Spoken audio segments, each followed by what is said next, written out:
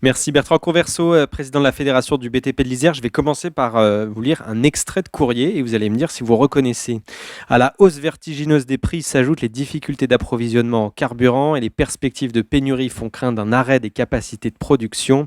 Les entreprises du BTP ont porté l'économie au cours des derniers mois dans une situation déjà extrêmement tendue et ne pourront pas tenir sans mesures exceptionnelles. Vous avez reconnu la plume? Oui, je pense reconnaître la plume, oui. Voilà, c'est le courrier que vous avez adressé au préfet de l'Isère et aux parlementaires de l'Isère il y a 2 semaines. Depuis cette lettre, le gouvernement a annoncé un plan de résilience. Est-ce que ça vous a rassuré?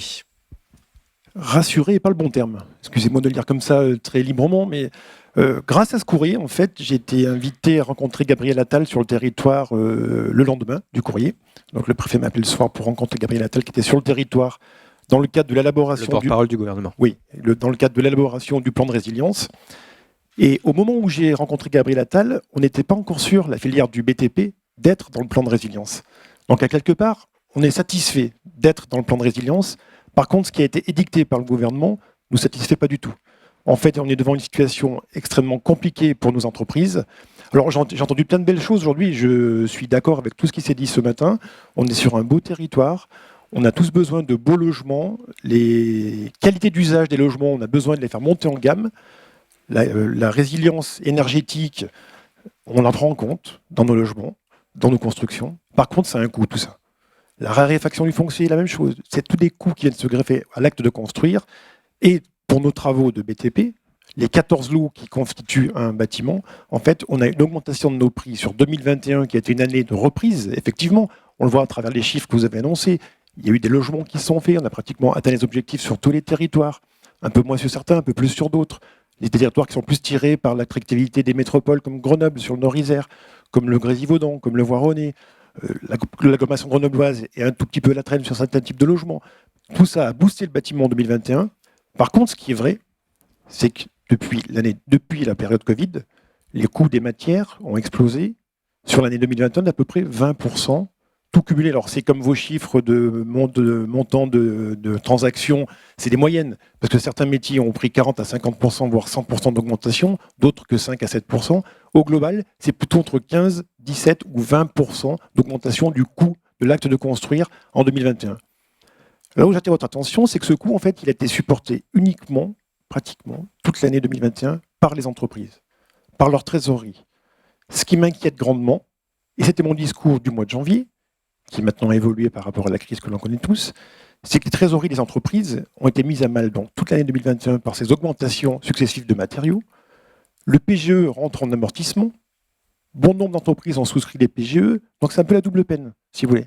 C'est pour ça que lors de la FPI en Isère, le rendu compte de la FPI en Isère, j'avais insisté sur le fait que les entreprises de BTP ne pourront pas supporter d'autres hausses de matériaux sans pouvoir réévaluer leur prix. Après, une fois que j'ai dit ça, j'ai enfoncé une porte ouverte. Maintenant, il faut trouver des solutions pour que toute la filière de construction soit solidaire pour arriver à encaisser cette augmentation de prix. Et ça, je vous rappelle, c'était avant la crise en Ukraine. Maintenant, depuis 3 semaines maintenant, malheureusement, il y a une telle volatilité des prix qu'on est dans une autre phase. On ne sait même plus écrire un prix pour une opération. Les adhérents m'appellent constamment tous les jours. Avec l'entreprise, c'est la même chose. Les fournisseurs nous donnent des validités d'offres à 1 semaine, 10 jours. Comment voulez-vous vous projeter sur une opération immobilière, comme tu l'as dit Gilles, qui dure en général 18 mois, avec un prix ferme et définitif, non révisable, sur 18 mois? C'est la perte de nos entreprises. On comprend la problématique d'un bilan de promotion, on comprend la problématique du prix de sortie d'un logement qui n'est pas non plus avec une possibilité d'augmentation infinie. Par contre, il faut vraiment que tous les acteurs soient solidaires de la chaîne, qu'on arrive à discuter. Moi, c'est là où j'insiste auprès de mes adhérents, c'est d'aller au-devant des maîtres d'ouvrage, discuter. Au passage, j'ai déjà eu un appel de maîtres d'ouvrage publics, notamment le département, qu'on rencontre lundi pour trouver des solutions pour nous aider. Vous voyez, les marchés publics, ils sont souvent indexables, révisables. Ça ne suffira pas, mais on a un discours et une écoute des parties prenantes. Sur le privé, le discours est ouvert. J'ai de très bons retours. Et Gilles, je te remercie avec ta fédération. Tous nos adhérents nous disent on a une bonne écoute des maîtres d'ouvrage. Il faut qu'on trouve une solution pour sortir de ce mauvais passage. On ne pourra pas le faire seul, on pourra le faire avec tous les acteurs. J'en profite aussi d'avoir un peu le micro aussi pour évoquer un sujet qui a été effleuré un petit peu par Gilles. On est dans une phase où il y a d'énormes spéculations actuellement, notamment sur le coût des matières. Pour moi, je ne vais pas me faire d'amis, hein, Julien, je suis un peu comme toi.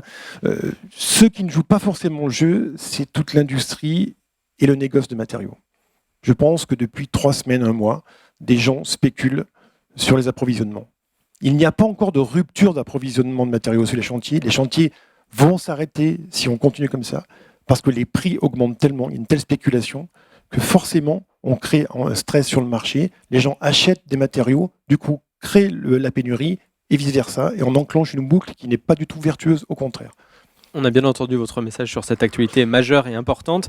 Autre actualité pour le secteur du BTP, c'est l'évolution progressive de la réglementation énergétique, la RE 2020, qui rentre en application par palier au fil des ans en fonction des typologies de bâtiments.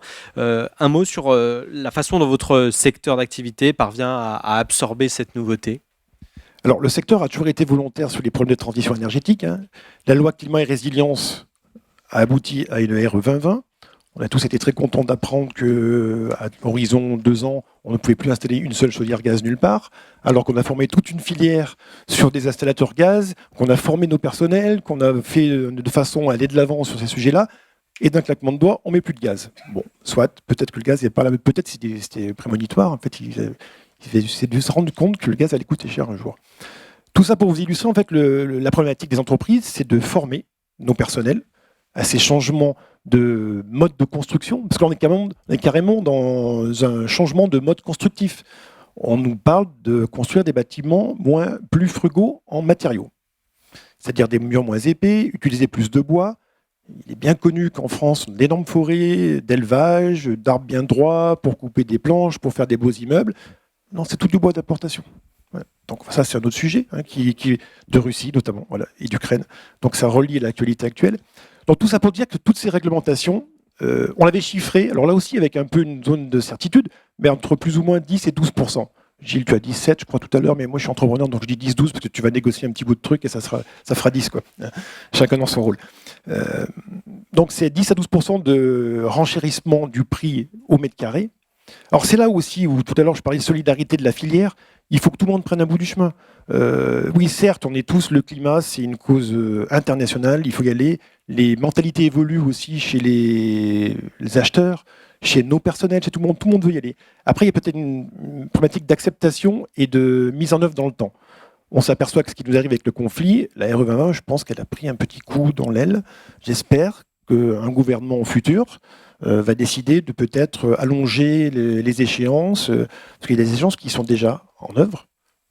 Je vous mets au défi de trouver un architecte actuellement qui sait chiffrer et qui sait construire ou penser un bâtiment qui va se construire dans 18 mois avec la RE 2020. Toute la chaîne de l'acte de construire, les bureaux d'études, je vois qu'il y en a dans la salle certains, ne maîtrisent pas encore tous ces aspects-là. Donc il nous faut du temps en fait. Il nous faut du temps pour dégérer. On est volontaire, mais il nous faut du temps pour accepter tout ça. Merci beaucoup.